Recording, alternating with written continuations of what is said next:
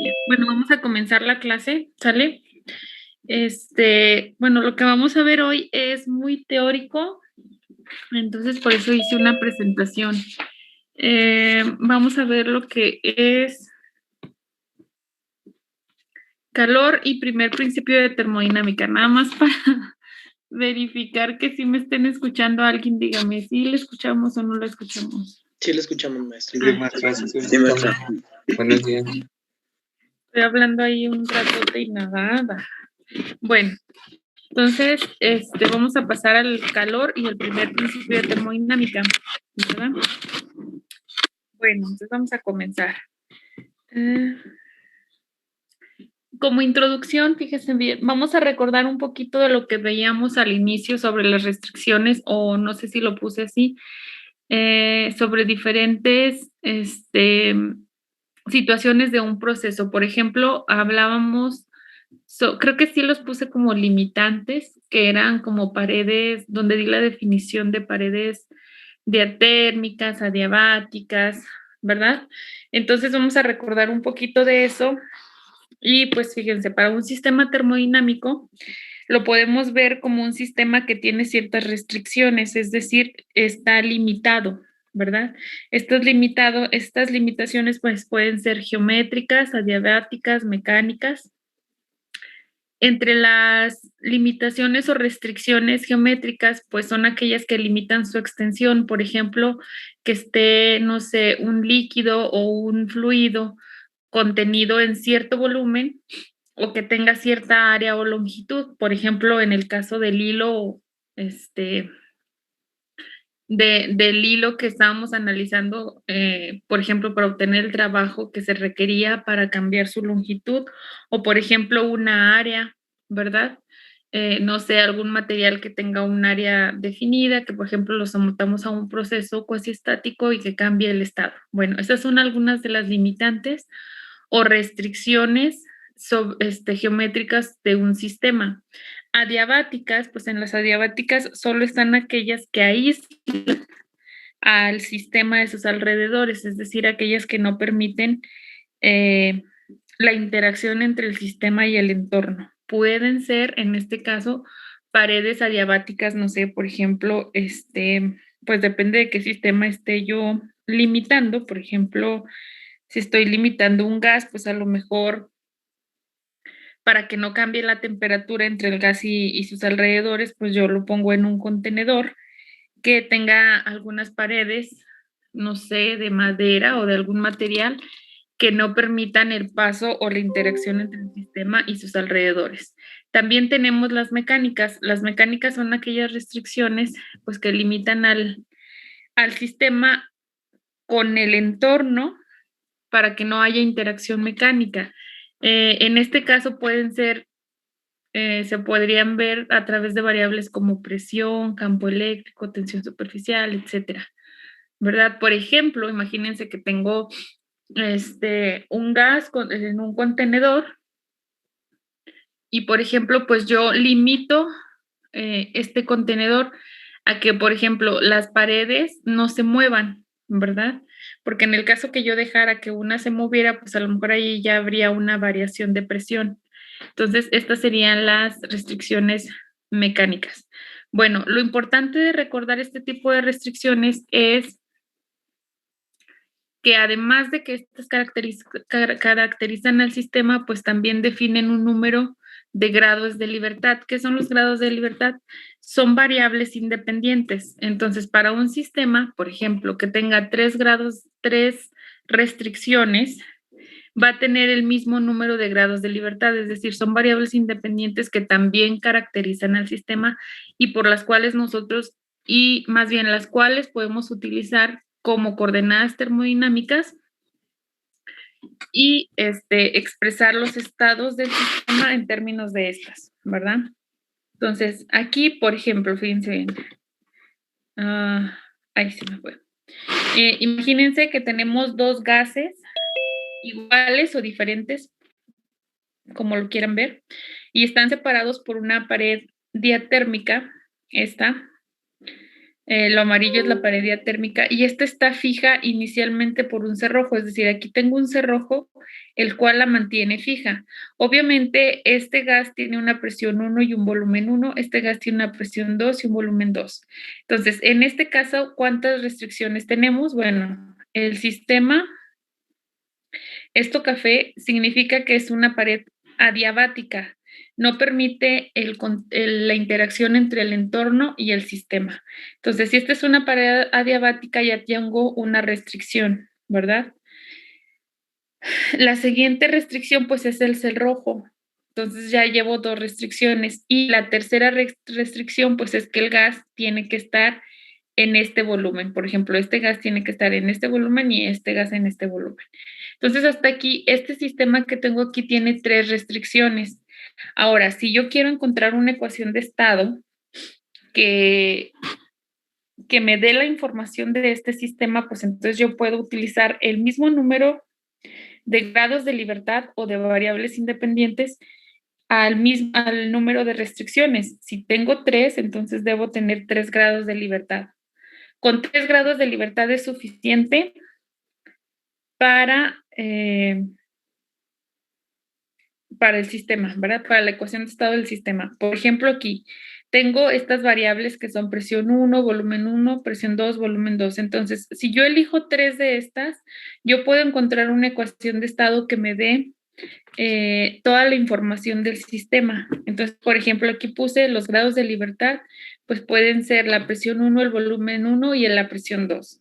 O puedo elegir cualquier combinación entre ellas, siempre y cuando solamente sean 3, porque tienen que ser las mismas, los grados de libertad son igual al número de restricciones. Entonces puedo elegir la combinación presión 1, presión 2, volumen 1 y etcétera, ¿no? Entonces, una combinación que me dé que los grados de libertad sean iguales al número de restricciones. Ahora, lo importante aquí es qué pasa cuando yo quito una restricción. Por ejemplo, que yo quitara la pared diatérmica, bueno, que quitara el cerrojo y esta pared diatérmica en lugar de estar fija se pudiera mover, ¿no? ¿Qué va a pasar con el sistema? Pues esta pared aquí va a empezar a moverse, ¿verdad? Hasta que llegue a una posición de equilibrio. Pero ¿qué va a pasar cuando se mueve? Las presiones, los volumen van a cambiar y las presiones también. Entonces va a dar un movimiento aquí, así como se va a mover hacia acá, hacia acá, hacia acá, hacia acá, hasta que encuentre una posición de equilibrio. Pero en ese intermedio, donde hay movimiento de la pared, las presiones se están como compensando, ¿verdad? Hasta que llega a una presión de equilibrio y pues el volumen sí va a quedar diferente en cada uno de ellas. Bueno, entonces aquí ponemos, al eliminar una restricción se induce un cambio de Maestra, ahorita estado. nada más podría regresar un poquitito a la primera diapositiva, nada más para capturar lo que me faltó tomarlo. Sí. Y ya. A la otra, a la primera. Ah, ¿la primera? Listo, muchas gracias. Bueno, entonces, ¿qué pasa? Cuando yo quito una restricción, nosotros le inducimos al sistema un cambio de estado, ¿verdad? Y ahora, si yo quité, fíjense bien, quito una restricción, o sea, esta pared, quito el cerrojo, entonces ya estoy quitando una restricción porque esta estaba fija. Esta ahora se puede mover. Entonces ya quedan 2 restricciones y obviamente voy a tener que elegir solamente 2 grados de libertad o 2 variables independientes para describir el sistema. Entonces, bueno, cuando quito una restricción, pues ya tengo 2 restricciones y obviamente debo elegir 2 grados de libertad. Número 2, la pared oscila hasta alcanzar la posición final que iguala las presiones, que era lo que les decía aquí. O sea, esta se va a mover hasta que llego a una presión, a una misma presión para los 2 sistemas.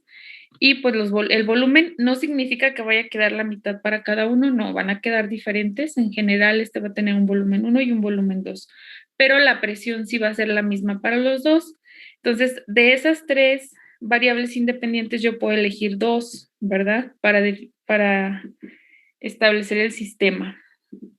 Bueno, llega a la posición final de equilibrio y se igualan las presiones. Número 3, la pared se mueve por diferencia de presiones y por tanto, sí, fíjense bien, aquí lo importante de esto es qué pasa si yo a esta pared, cuando quito el cerrojo, la conecto a un dispositivo y aquí, por ejemplo, se está generando un trabajo mecánico, ¿verdad? O sea, yo puedo ver que aquí hay una energía cuando la pared se está moviendo de algún lado a otro y yo puedo utilizar esta energía que se, que se desprende al quitar una restricción para hacer un trabajo, un trabajo. Y eso es lo importante. Entonces aquí me dice que si cuando esa pared se está moviendo yo conecto un dispositivo, se podría aprovechar este trabajo. Imagínense que yo aquí pongo o conecto de alguna manera, no sé, aquí un alambre, algo que no tenga, bueno, que tenga casi fricción despreciable, no sé, a una polea y conectado a una masa. Entonces, ¿qué va a pasar? Cuando esta se está moviendo así de un lado a otro antes de alcanzar la posición de equilibrio, pues este trabajo que va a hacer, como está conectado a la polea, aquí imagínense la polea, pues la masita va a bajar y va a subir, ¿verdad? Entonces, este trabajo yo lo puedo utilizar para hacer para hacer un trabajo a otro sistema que yo quiera, ¿verdad? Entonces aquí la conclusión, y que es muy importante porque todo esto nos va a llevar a establecer el principio 1 o la ley 1 de la termodinámica, pues en conclusión nosotros podemos decir que la remoción o restauración de una restricción implica la existencia de un proceso en el cual el sistema realiza o recibe trabajo de sus alrededores. Entonces, aquí, en este caso, cuando yo quito la restricción, el sistema realiza un trabajo para mover esta pared hasta una posición de equilibrio. Entonces, ese trabajo nosotros lo podemos aprovechar. Y bueno, pues fíjense bien, ya que estoy hablando yo de trabajo, nosotros, por ejemplo, ustedes en sus clases de mecánica, creo, ahí creo que fue donde comenzaron a ver la conservación de la energía, ¿verdad? Por ejemplo, ¿alguien me puede decir el principio de conservación de la energía mecánica? ¿Cuál será?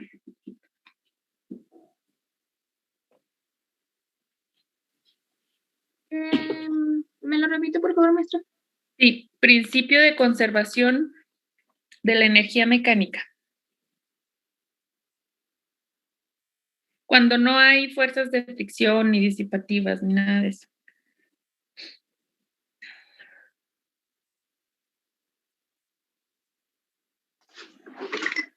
La energía cinética y potencial al inicio es la misma que al final. Bueno, energía cinética y potencial al final. Ajá, exactamente. Cuando ustedes tienen un objeto, la conservación dice exactamente lo que dice su compañero. La suma de la energía mecánica inicial es igual a la energía mecánica final. Entonces, cuando yo estoy hablando aquí de remover o restaurar una restricción, y de que cuando, por ejemplo, se mueve la pared, ahí hay una energía que nosotros pudiéramos utilizar, ¿verdad? Para hacer un trabajo externo, por ejemplo, el de conectar una masa y una polea para que suba y baja la masa, por ejemplo, ¿no? Entonces yo ahí estoy utilizando una energía que está produciendo el sistema para mover un objeto, ¿no? Entonces ahí nosotros podríamos pensar, pues, ¿qué pasa con el principio de conservación de energía? Es decir, la energía que está desprendiendo el sistema o que está generando el sistema debe ser igual al trabajo que yo estoy generando con la masa cuando sube y baja, ¿verdad? Espero que en su mente estén viendo lo que yo me estoy imaginando. Entonces, pues debe ser igual. Y, por ejemplo, en termodinámica, pues la primera ley es el principio de conservación de energía, pero como estamos hablando aquí de, por ejemplo, vamos a ver calor, vamos a ver la energía interna, pues son otras energías diferentes a las mecánicas y también están incluidas las mecánicas, ¿verdad? Ahorita vamos a ver eso. Bueno, entonces aquí el hecho de que el sistema pueda, al quitar una restricción, genere cierta energía y que nosotros podemos utilizarla para hacer un trabajo, pues pensamos en el principio de conservación de energía y lo recordamos, por ejemplo, de mecánica, ¿verdad? Entonces aquí nosotros para comenzar a analizar esto decimos, bueno, pues vamos a pensar que un sistema cerrado en paredes adiabáticas, que era como el que yo sí tenía ahorita, ¿qué significa eso? Pues que el sistema está encerrado y que no tiene contacto con su medio ambiente, ¿verdad? Y este sistema, pues vamos a decir que es el análogo o que es igual al sistema mecánico conservativo, ¿sí? Que ustedes vieron, por ejemplo, en mecánica, por ejemplo, el hecho de que un objeto se mueva en 2 dimensiones o que tenga tanto energía mecánica, perdón, energía potencial y energía cinética, pues ahí ustedes no estaban considerando ni los efectos del aire, por ejemplo, cuando cae un objeto, no consideraban al inicio fuerzas no conservativas, por ejemplo, la fricción y esas. Entonces aquí estoy haciendo lo mismo, ¿sí? Para mí el sistema encerrado en paredes adiabáticas es un sistema ideal como el que ustedes analizaron en mecánica, donde desprecian varias cosas, ¿verdad? Entonces aquí, para hacer este análisis,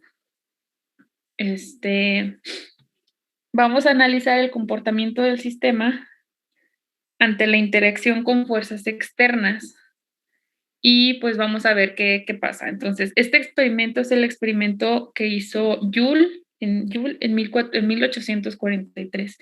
¿Qué fue lo que él hizo? Bueno, pues fíjense bien, en esta parte, sí ven dónde señalo, ¿verdad? Ahí, por ejemplo, ven, se mueve mi con el cursor, ¿no? Maestra, sí se ve, maestra. Ok, gracias.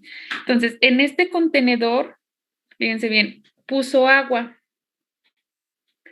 Y estas son unas aspas metálicas que están conectadas. Bueno, pues este es como un tubito, ¿verdad? Donde aquí había varias aspas, nada más que aquí en este dibujo nada más tiene una. Pero bueno, hay varias aspas. Entonces, esta línea verde, que es el contenedor donde está el agua, es adiabático. ¿Qué significa? Pues que no hay transferencia, que no hay ninguna interacción entre el medio ambiente y el agua que está dentro del contenedor. Entonces, aquí está muy bien sellado, ¿verdad? De tal forma que haya lo menos posible y que podamos despreciar esto y que prácticamente tengamos un sistema como ideal. Bueno, aquí tengo yo un termómetro, ¿sí? Entonces, esto está conectado a un tipo polea o rodillo, no sé cómo explicarle. Esto, donde está conectada a una cuerda. Y esta cuerda está conectada o pasa a través de una polea y aquí imagínense pues que hay muy poquita fricción o casi nula y esto está conectado a un peso. Entonces aquí en el experimento de Joule lo que hizo fue aquí poner así como una, no sé cómo se llama, como mandola, algo así como para agarrar, ¿cómo se llama? ¿Alguien sabe? ¿Manivela?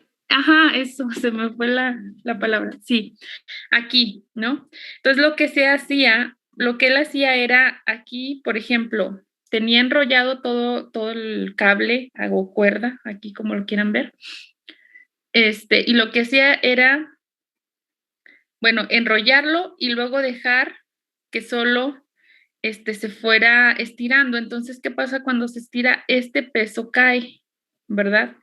Este peso al caer pues va a generar una energía, que en este caso es energía potencial, porque va a cambiar su altura Y0 a una altura KY1. Entonces aquí hay una energía potencial. ¿Y qué pasa con esto? Esta energía que se genera aquí afuera, se transmite aquí adentro en forma de trabajo. ¿Por qué? Porque estas aspas se van a mover debido a que esta energía se está aprovechando para realizarle un trabajo al sistema, ¿verdad?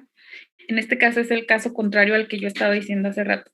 Entonces, cuando pasa esto y lo hacen durante un tiempo prudente, ¿qué pasa con el agua? el agua se calienta y la temperatura aumenta. Entonces, esta temperatura se puede observar a través del termómetro que está aquí. Bueno, este es el experimento de Joule y esto nos dice que entonces un trabajo externo, se puede realizar un trabajo externo para cambiar el estado del sistema, ¿sí? Y este trabajo, como se está haciendo en un sistema que no tiene contacto con su entorno, pues se le llama trabajo adiabático, ¿sí? Y ese trabajo pues se convierte en energía, en cierta energía que cambia el estado del sistema. ¿Por qué? Porque ya hay un cambio de temperatura, entonces hubo un cambio de estado, ¿sale? Este es más o menos en grande escala o descripción el experimento de Joule. Entonces, esto es importante, ¿por qué? Porque entonces nosotros podemos decir que hay algo que cambió aquí en el sistema, o sea, hubo un cambio de energía, que en este caso le vamos a llamar energía interna, pero ese cambio de energía se debe al trabajo adiabático que nosotros realizamos sobre el sistema, que fue conectar esto, y que cuando cae la energía potencial, se convierte en trabajo y el trabajo cambia la energía interna del sistema. Bueno, entonces, este cambio de estado, fíjense bien, del agua, nosotros lo pudimos haber hecho de diferentes formas. En este caso, Joule pues hizo esta conexión de una masa a una polea y aquí pues cambió la temperatura del agua. Pero nosotros pudimos haber hecho otras cosas diferentes, ¿no? Ya sabemos que podemos, por ejemplo, conectar una resistencia, o sea, introducir una resistencia al sistema, conectarla a, no sé, a la corriente.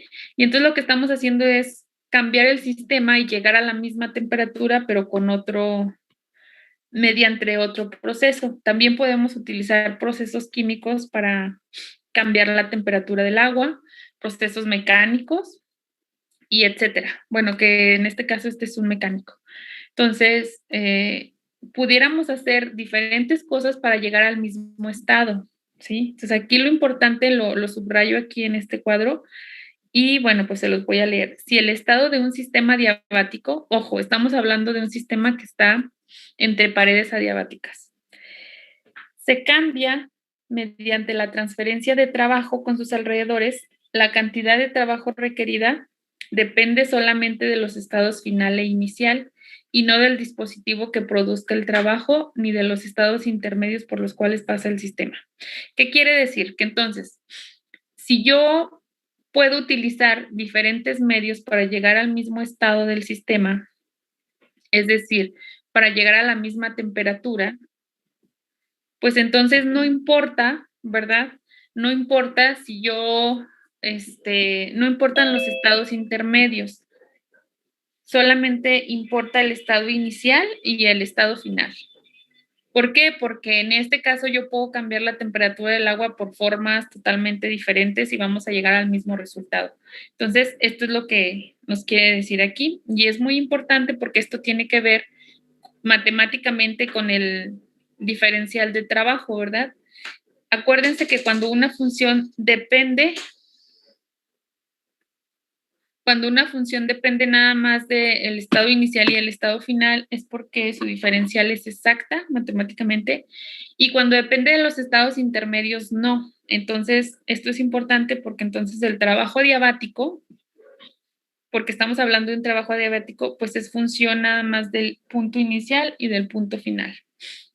Bueno, ahora, ahorita les mencioné que el trabajo que realizaba la masa al caer en el experimento de Joule producía un trabajo, ¿verdad?, que podíamos utilizar para mover las aspas que están dentro del agua y estas calentaban el agua o aumentaban la temperatura. Entonces, ese trabajo generaba un cambio de energía en el sistema. A esta energía le llamamos energía interna y la denotamos por U mayúscula. Entonces, de acuerdo al principio de conservación, ¿sí? Entonces, el trabajo que yo genero con la masa debe ser igual al cambio de la energía que produzco en el agua. Entonces, para este sistema termodinámico, nosotros podemos decir, fíjense bien, que el trabajo adiabático, y lo voy a denotar como W con subíndices AD, transferido entre el sistema y sus alrededores, pues es igual al cambio de la energía interna. Entonces aquí, obviamente, estamos como que introduciendo una variable nueva que es energía interna. Entonces, yo como que visualizo que inicialmente el sistema, antes de mover el cilindrito donde estaba enrollado la cuerda, pues tenía una energía interna inicial. Cuando yo dejo que se desenrolle y que cambia la energía potencial y se convierte en trabajo, pues cambia la energía interna a energía interna final, que sería la UF, ¿verdad? Pero entonces, si el sistema es como un sistema conservativo y no hay fuerzas, no hay energías de disipación, pues entonces el cambio en la energía interna es igual al trabajo adiabático. Y aquí puse esta expresión de la integral desde un estado inicial hasta un estado final del diferencial del trabajo adiabático. Y fíjense bien, antes no sé dónde puse que el trabajo era, y le ponía aquí una barrita porque el diferencial no era exacto, ¿verdad? En este caso el diferencial es exacto y la integral pues me da el trabajo adiabático. Pero esto solo lo puedo hacer cuando la función depende solamente del estado inicial y final. Bueno, entonces esta expresión que tengo aquí se obtuvo experimentalmente, ¿sale? Joule fue de los primeros pues que hizo este análisis mediante ese experimento. Ok, entonces esta prácticamente es la primer ley de termodinámica, ¿sí? Entonces nosotros la podemos resumir como sigue. Para todo sistema termodinámico contenido en un recipiente de paredes adiabáticas, esto es importante, que sufre un proceso durante el cual intercambia con sus alrededores una cantidad de trabajo, y le ponemos trabajo adiabático, el cambio de su energía interna es igual a dicha cantidad de trabajo. Entonces, esta es la primera ley de termodinámica y se deduce a partir de la ley de conservación de la energía. ¿Sí? Esta sería la primera ley. Ok. Y luego, pues vamos a ver el calor. Si se fijan, en este caso, he estado hablando de que el sistema, ya voy a terminar, fíjense. Entonces, ahorita voy a seguir anotando. Bueno, se me fue la onda. Ok. Ahorita he estado hablando sobre que el sistema está entre paredes adiabáticas y trabajo adiabático y etcétera, etcétera, etcétera, ¿no? Entonces, ¿pero qué pasa? Obviamente en la naturaleza nosotros no tenemos estos sistemas son ideales. ¿Qué pasa cuando ya el sistema pues no está entre paredes adiabáticas? Es decir, cuando está en interacción con su entorno. Bueno, pues entonces cuando eso pasa, nosotros pues vamos a definir algo que se llama calor, ¿verdad?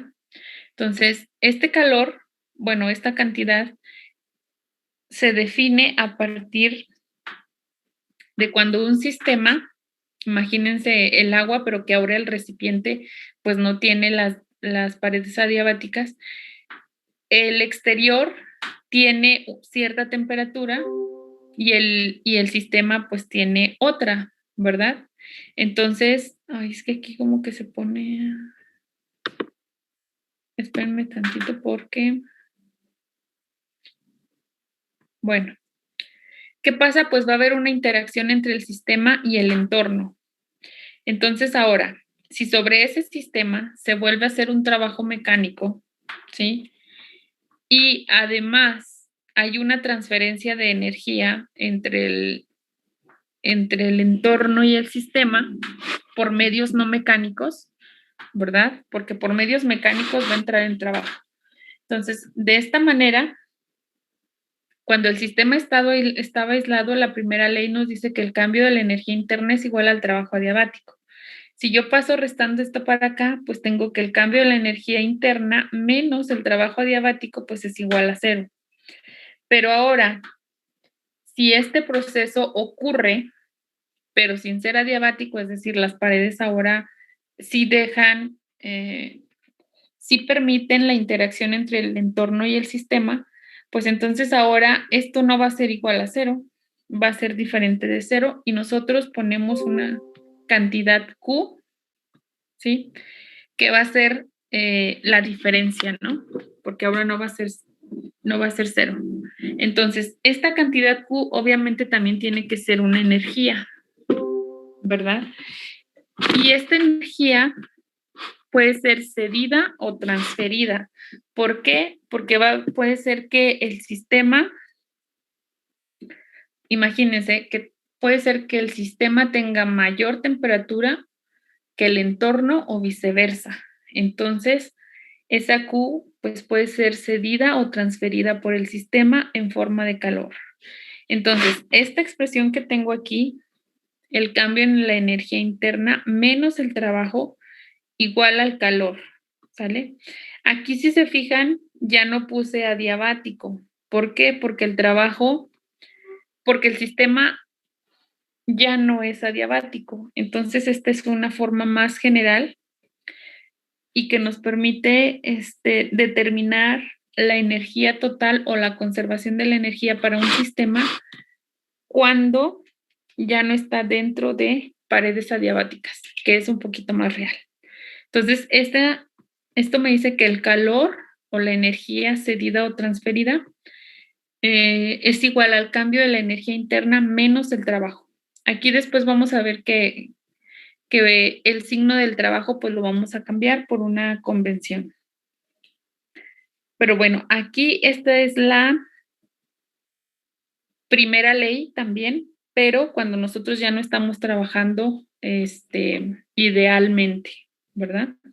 Entonces, ¿qué es el trabajo? Pues es una energía cedida o transferida por el sistema, pero que no es por medios mecánicos, ¿vale?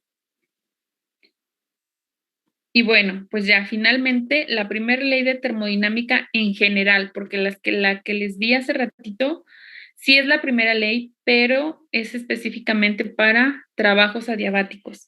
Y esta es la primera ley para cualquier tipo de trabajo. Entonces tenemos que el calor es igual al cambio de la energía interna menos el trabajo. ¿En qué se basa esta ley? Esta se basa en, primero, la existencia de una función energía interna, ¿verdad? Que es la U, que nosotros la definimos porque algo cambió en el sistema. Y en el principio de la conservación de la energía, y también en la definición, aquí me falta una U, de calor como energía en tránsito a causa de una diferencia de temperatura. Entonces, obviamente aquí me faltó entre paréntesis por medios no mecánicos, ¿verdad? Porque no es lo mismo que yo aumente la temperatura de un sistema, no sé, al hacer el movimiento, por ejemplo, de las aspas, que eso es mecánico, que cambie la temperatura del sistema solamente porque está en interacción con el entorno. Por ejemplo, lo de un café, cuando ustedes se hacen un café, lo dejan en una habitación y bueno, pues ahí va cambiando la temperatura del café hasta que llega un momento donde está a la misma temperatura del cuarto, bueno, aproximadamente. Entonces, eso es cambiar la temperatura del café por medios no mecánicos. Entonces, ahí hubo calor, ¿verdad? Como una energía de tránsito.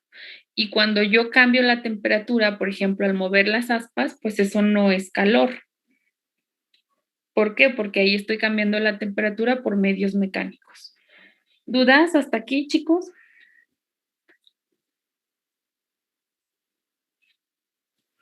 Pues no, dudas no, solamente que sí va rápido. Sí, fue rápido, ¿verdad? Sí, bueno, para los que estamos anotando, sí, ya, si nada más se está poniendo atención, pues no. Sí, ya sé. Ay, perdón. Sí, es que si voy rápido, ¿cómo se dice? Normalmente cuando estoy escribiendo, pero bueno, entonces fíjense bien, pues ya déjenme continuar a ver si me permite conectarme a esta cosa. Esto es como lo teórico y es muy importante recordar que la primera ley de termodinámica pues se asocia a la conservación de la energía, ¿sí? Entonces, esta nos permite o nos ayuda, por ejemplo, a utilizar trabajo que nosotros podamos generar a través de medios mecánicos, químicos, etcétera, de cualquier tipo, la podemos utilizar para realizar algún trabajo, ¿verdad? Es decir, un cambio de estado de un sistema lo podemos utilizar para realizar un trabajo. Entonces, ok. Permítanme tantito. Es que ese cambio de signo no me acuerdo de dónde viene. A ver, déjenme lo checo. Debe haber, se hace un cambio de signo. Entonces, voy a conectarme. Ay, a ver si me deja.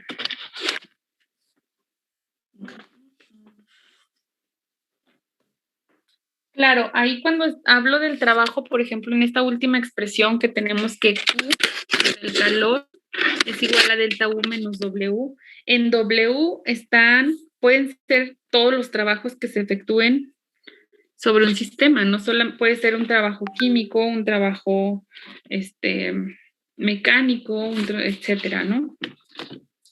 Entonces, en realidad ahí irían esos. Déjenme checar el cambio de signo y ahorita lo anotamos aquí.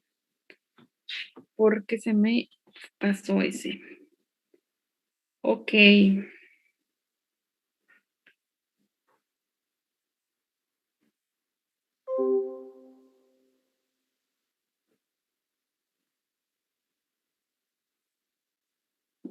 Ok, sí. Aquí nada más, no sé cómo anotárselos. O se los voy a explicar. Fíjense bien.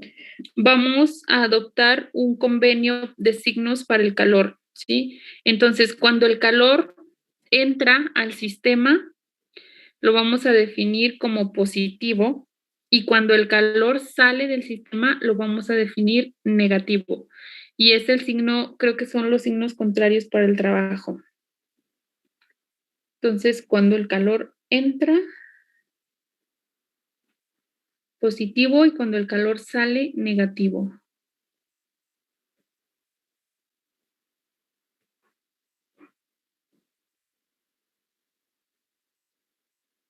Maestra, ¿cómo sería una entrada de calor al sistema? Por ejemplo, cuando yo introduzco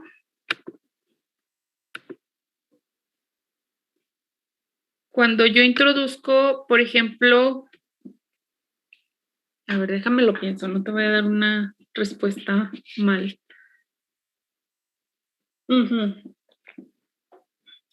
Por ejemplo, que pongas un mechero y cambies la temperatura, ¿no? Eso no es mecánico. Como poner a calentar agua, pues. Ajá, exacto. Esa es una entrada de calor. Y una salida de calor, bueno, pues es cuando cambia la temperatura, cuando disminuye, ¿no? O cuando lo enfrías. Lo sometes a un proceso, por ejemplo, químico, de tal forma que baje su temperatura. Esa es una salida de calor. Gracias.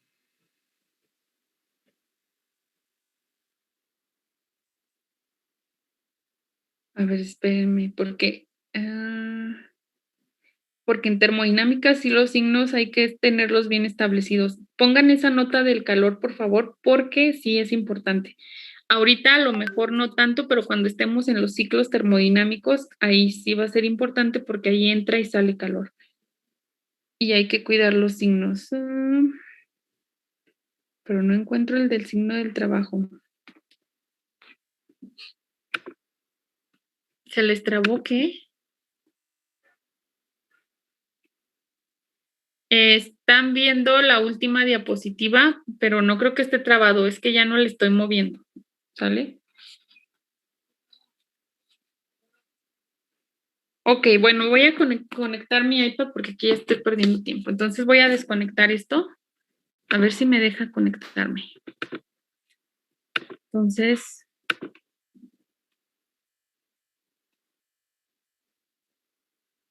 déjenme, porque acabé muy rápido, según yo la tenía para, para más tiempo la presentación, pero bueno.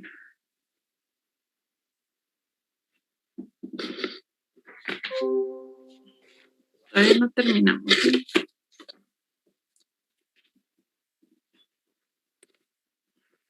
Se está conectando, denme unos minutitos y si no reinicio el live.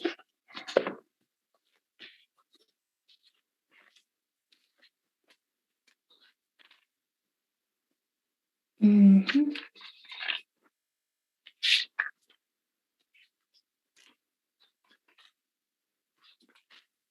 No.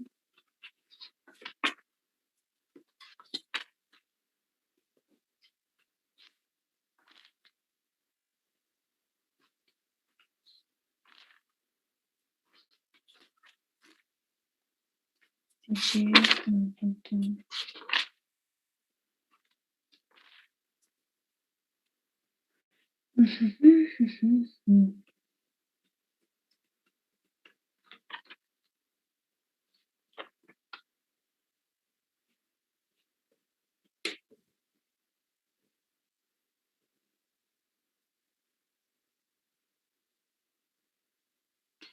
No quiere.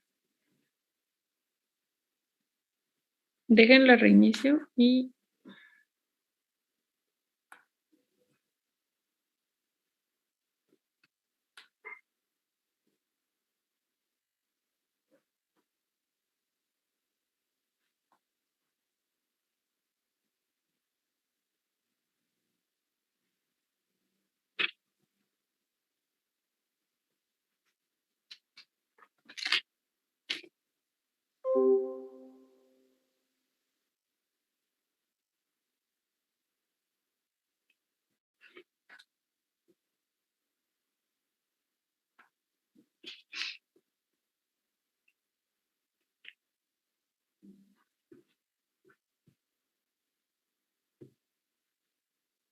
estoy tratando de conectarme.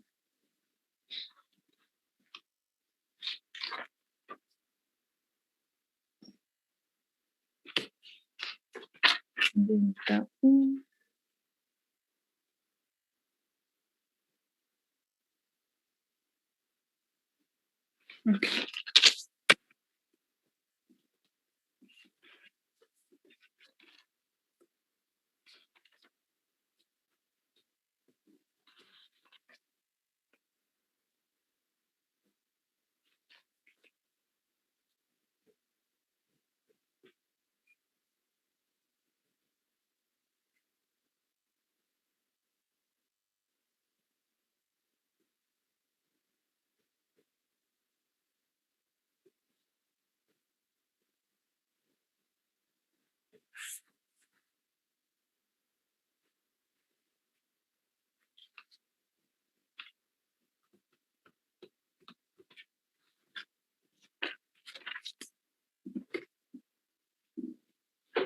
Ahí va, ahí va.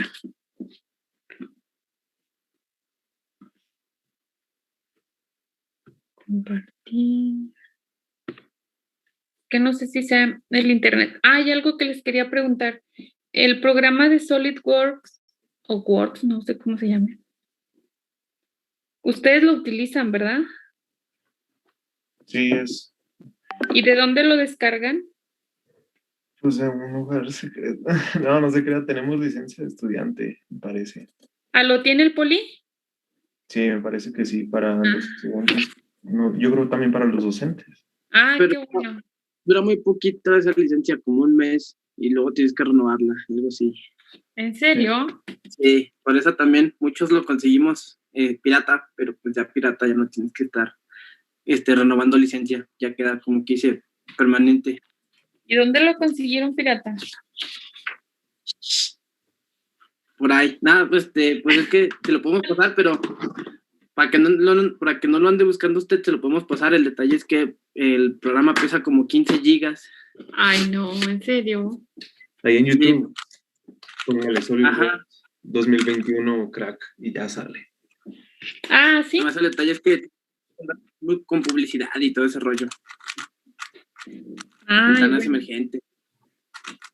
Bueno, no, sí es que lo necesito. Voy a empezar a aprender esas cosas. A ver.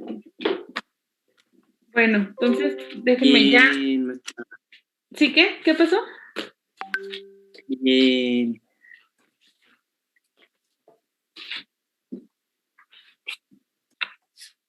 Ya no le escuché. Nomás digo que bien, qué bueno. Ah, ok. Gracias. Bueno, fíjense bien.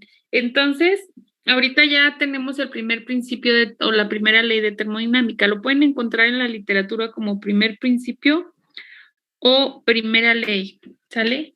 Entonces aquí, pues nosotros tenemos que es calor igual a delta U menos W, ¿sí? Entonces, déjenme ver. De aquí, si nosotros... Ay, es que aquí me trabo. Si están viendo la pizarra, ¿verdad? Ok. Ya.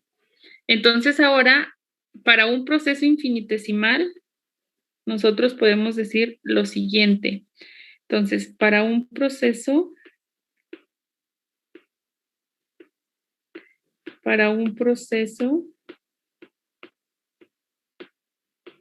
infinitesimal,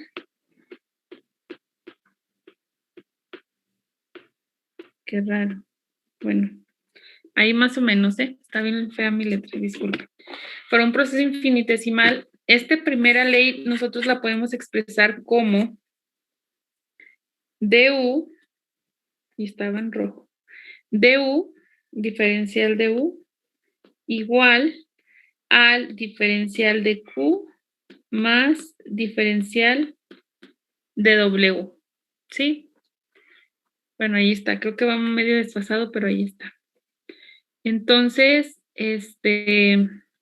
esta sería como la forma diferencial de la primera ley para un proceso infinitesimal. Entonces, esta sería válida para cualquier proceso, ¿sí? Entonces, vamos a ver si la variable Q está, a ver, ay, ¿cuál era? No era este. Vamos a ver si el dq y el dw son funciones punto. Ahorita, cuando yo les dije que el trabajo era una función que solamente dependía del estado inicial y el estado final, eso significa que es una función punto y que además su diferencial es exacta, ¿sale? Pero del calor, pues no estamos seguros. Entonces, en este caso, yo le voy a poner al calor una línea aquí, como la que le había puesto al trabajo antes, ¿verdad? Entonces lo vamos a dejar así. Creo que aquí ni se nota, lo voy a volver a anotar. Sería dq. dq, ¿sale? Entonces, en general, nosotros podemos estar realizando diferentes tipos de trabajo sobre el sistema. Puede ser que se esté realizando un trabajo químico, un trabajo mecánico, o etcétera, ¿no? O un trabajo sobre un hilo, un trabajo sobre una superficie, lo que sea. Entonces, en general,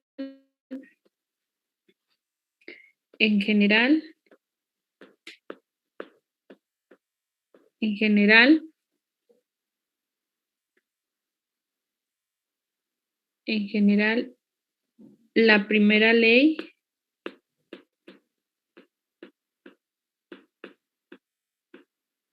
nosotros podemos decir que para un cambio infinitesimal sería el diferencial de u igual al diferencial de q más una suma de i igual de 1 hasta n, no sé, de una variable xy por una variable de y, donde esto prácticamente es el diferencial de w y representa todos los trabajos que pueden estar,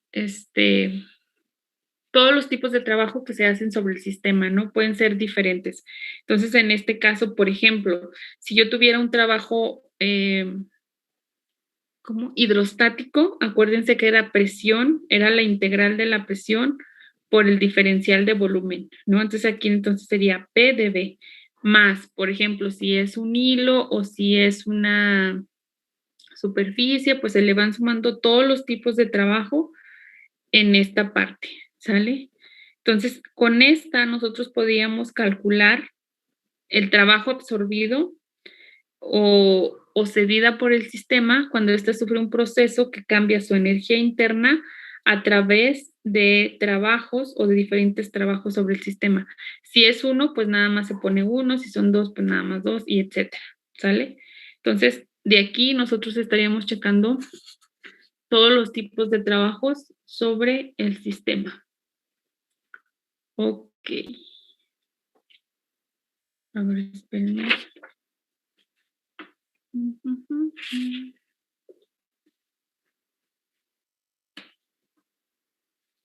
Ok, bueno, entonces, de esta expresión, voy a dar los diferentes trabajos, ¿sale? Voy a cambiar aquí y a ver si lo puedo anotar. Entonces vamos a hacer una lista aquí. Vamos a añadir texto.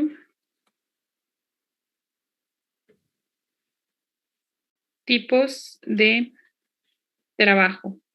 Entonces voy a hacer una lista donde voy a poner el sistema y su expresión, ¿sí?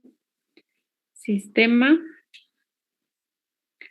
y su expresión. Entonces,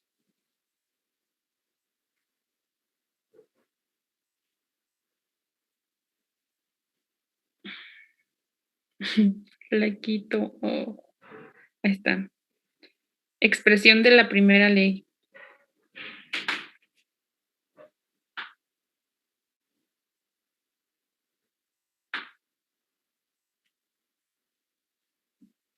Obviamente nada más considerando que estoy haciendo ese trabajo, ¿verdad?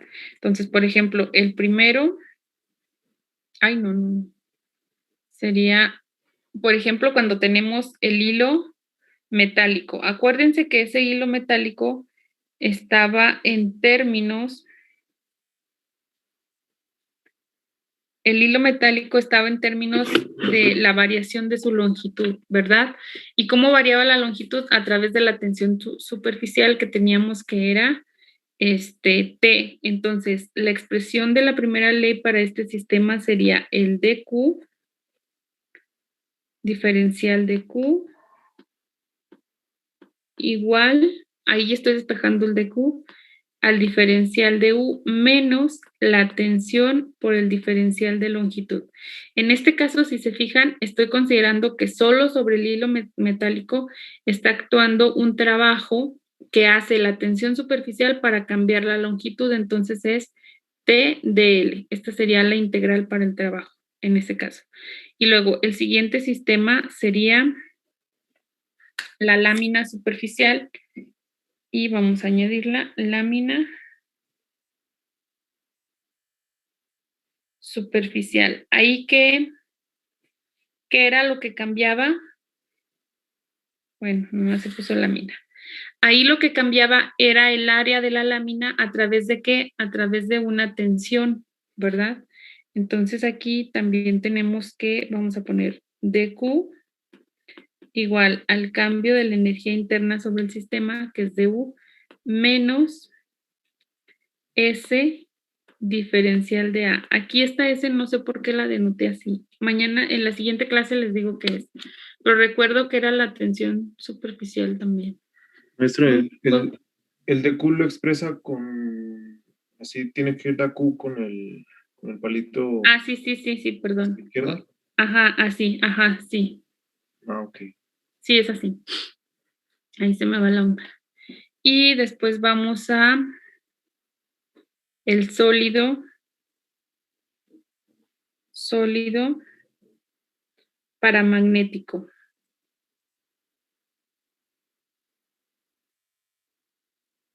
Va junto, ¿verdad? El sólido paramagnético.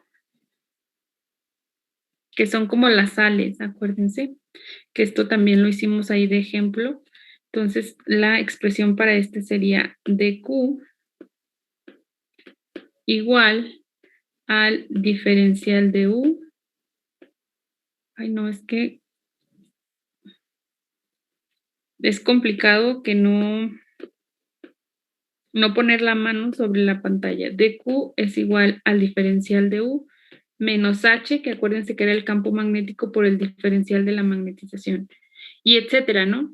Después vamos a ver diferentes sistemas. Este es un ejemplo nada más para que veamos que aquí, de acuerdo a la naturaleza del sistema, se agrega el trabajo que se hace. Por ejemplo, aquí se hace trabajo para cambiar longitud, área, y este es el trabajo de la magnetización. También pudiéramos, ahí como que ya se trabó, porque puse H, ahí está. Aquí es H diferencial de M. Entonces, ¿qué pasa cuando yo tengo un sistema, por ejemplo, que tuviera, me faltó el hidrostático, que es el que vamos a utilizar mucho? Lo voy a poner aquí abajo. Un sistema hidrostático.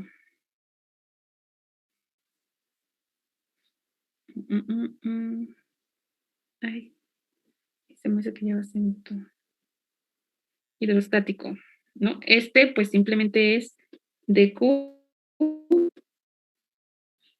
igual a du menos P diferencial de volumen. Acuérdense, es el que utilizamos mucho. Entonces, aquí nada más les estoy dando 4 ejemplos de donde se les está agregando su diferencial de trabajo, ¿verdad?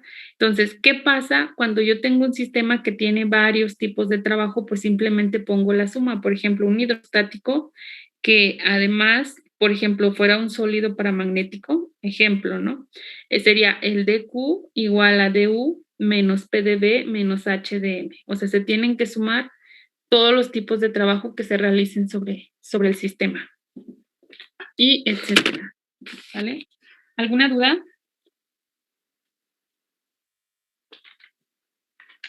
¿No? Yo no, maestra. Bueno, en este caso creo que aquí va aún más, ¿no? Porque el trabajo era menos la integral de PdB. Entonces se hace positivo. Bueno, entonces si no hay dudas, vamos a continuar. A definir 2 capacidades caloríficas.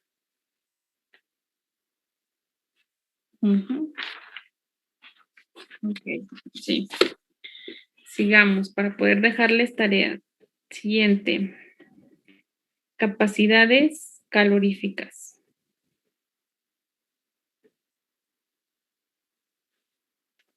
¿Se le puede regresar tantito? Maestra, Sí. por favor. Ahorita. Caloríficas.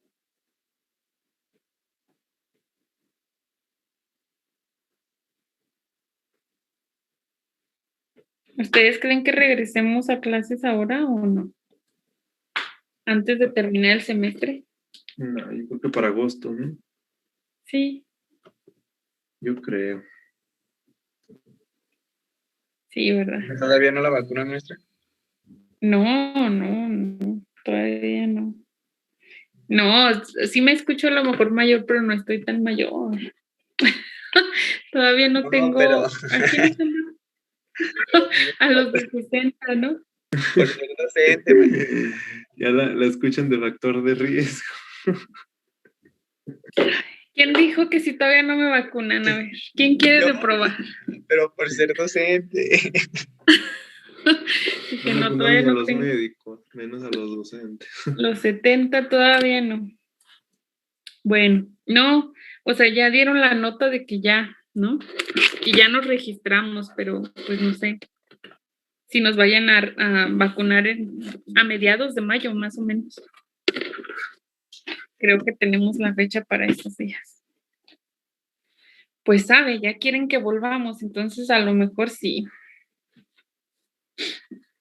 Bueno, entonces fíjense bien, vamos a definir algunas capacidades caloríficas. Ahí como que siento que se me va yendo un signo, pero lo voy a checar. Es que como trabajo con 2 libros, un libro sí hace unos cambios de signo y otros no. Entonces ahí va a haber problemas porque las tareas se los dejo de los 2. Pero bueno, vamos a ver. Entonces, vamos a definir unas ¿Se acuerdan de las definiciones del coeficiente de dilatación volumétrica y el coeficiente así?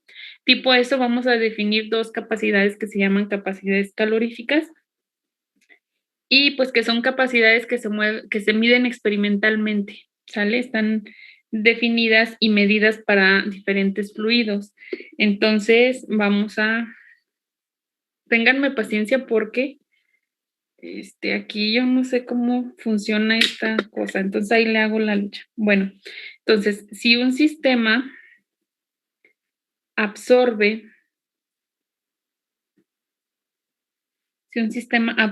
una cantidad de calor, Q mayúscula, y experimenta un cambio de temperatura,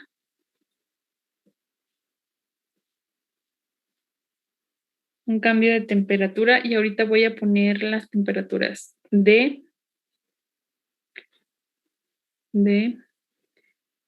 A, es que es la letra teta, entonces aquí no la tiene, de A, se define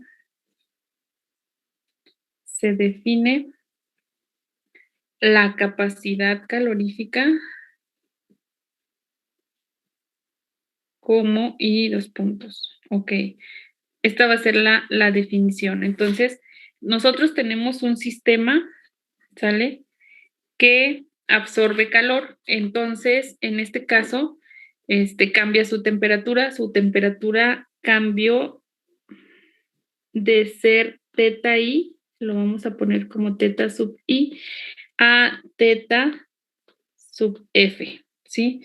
Entonces, cuando pasa esto, nosotros definimos una capacidad calorífica como la razón entre la cantidad de calor que absorbe el sistema, que sería Q,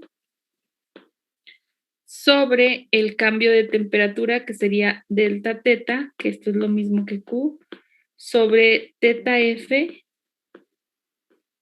menos teta I. Entonces, esa es la definición de una capacidad calorífica, y si quieren le ponemos C. C igual a eso, ¿sale? Entonces, en el límite,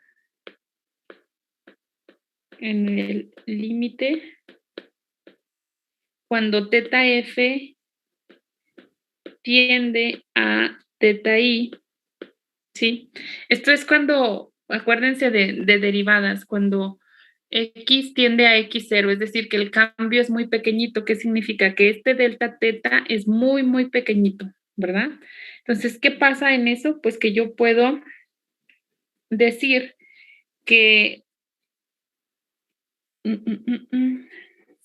fíjense bien, que el límite, no, acá no le pongan la C, nada más así, que el límite cuando teta F tiende a teta I es igual a la razón entre el calor sobre teta F menos teta I. Y esto yo lo puedo ver. Y fíjense bien, aquí no somos, si Pana nos viera a los físicos, y de hecho ya lo han escuchado, si lo conocen, que nosotros hacemos como que muchas cosas así no tan rigurosas matemáticamente, ¿verdad? Pero, por ejemplo, la termodinámica es experimental, de hecho, y su matemática, pues sí tiene algo de matemática, pero es muy simple, como se han dado cuenta. Entonces, hay cosas que no hacemos tan rigurosamente, pero, por ejemplo, aquí es una de esas cosas. Cuando yo estoy sacando este límite, que yo tengo teta F menos teta I, bueno, pues este delta teta sí me recuerda a lo de derivadas, ¿no? Cuando nosotros sacamos el límite de una función, o por ejemplo, más bien la definición de la derivada en términos de límite, pues es muy parecido a esto, pero en la parte de arriba yo debería de tener pues el calor como una función que también cambia, ¿no? Pero en este caso, nosotros vemos esto y decimos, esto me recuerda a la variación, ¿no? Del calor en un sistema respecto a la variación de la temperatura. Entonces, esto lo pasamos a la variación del calor respecto a la temperatura. Y esta sí es la definición de la capacidad calorífica. Entonces, la capacidad calorífica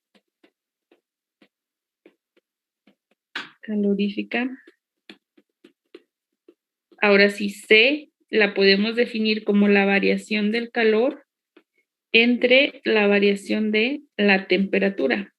Entonces, ahí sí no lo hacemos tan rigurosamente matemático, pero experimentalmente obtenemos que efectivamente se cumple esto, ¿no?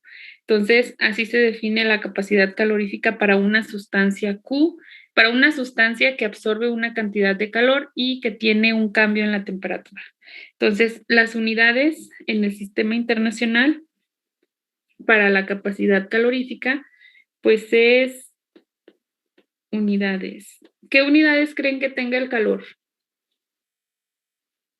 Ahorita recordando la primera ley, ¿qué unidades tiene? Joules. Joules, ¿por qué? Porque está como la suma o resta de energías. Entonces, la capacidad calorífica tiene unidades como un joule entre Kelvin, ¿no? O grado. Sí, le voy a poner grado Kelvin. Entonces, esto es joule sobre grado Kelvin. ¿Sale? Entonces, nos da la variación. Se define como la variación del calor que produce una variación de temperatura.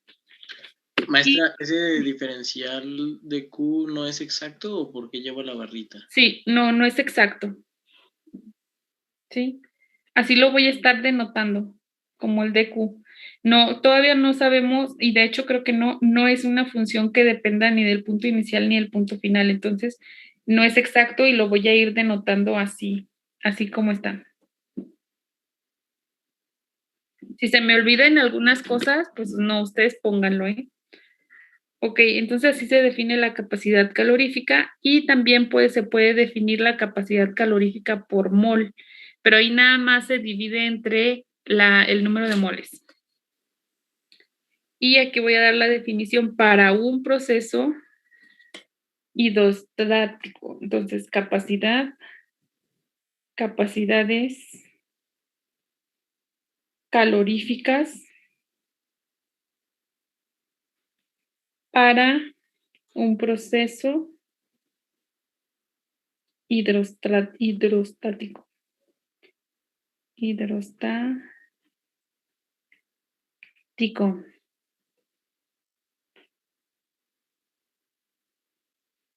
Se definen dos, para este proceso se definen dos capacidades caloríficas. Bueno,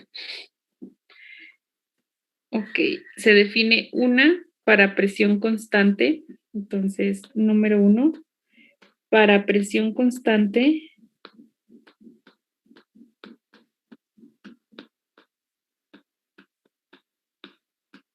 se define la capacidad calorífica que vamos a llamar C sub P, que es la misma definición que es la variación del calor respecto a la temperatura, pero le ponemos un subíndice aquí y eso se define capacidad calorífica a presión constante. Y número 2, para volumen constante,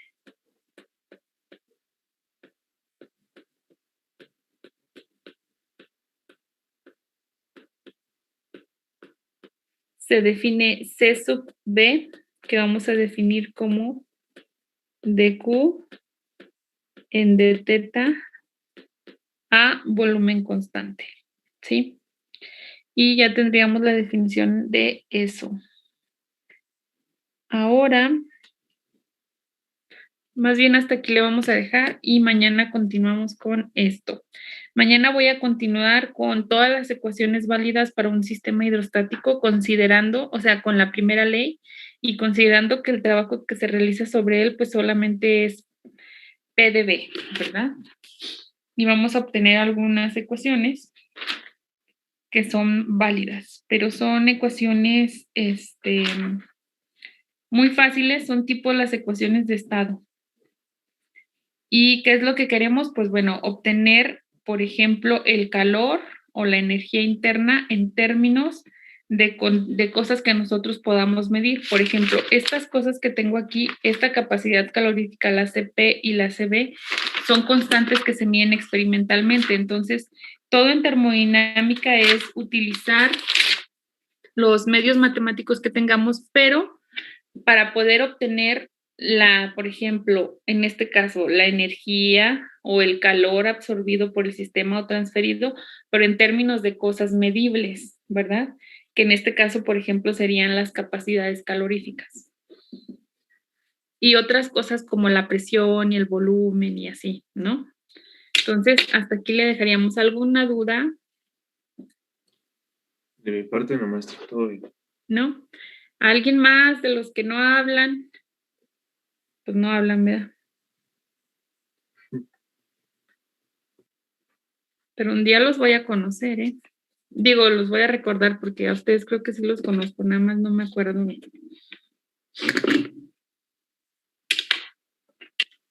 ¡Oh, no! Ok, gracias. Bueno, entonces nos vemos mañana. Sí, nos vemos mañana, ¿sale? Y pues sería todo por hoy. No hay no hay tarea de termo hoy. Muy bien. Creo que no hay tarea. Qué triste, pero no hay. Sale pues. Bye, maestra. Entonces, Chale. cuídense mucho, nos vemos mañana, ¿sale? Muy bien.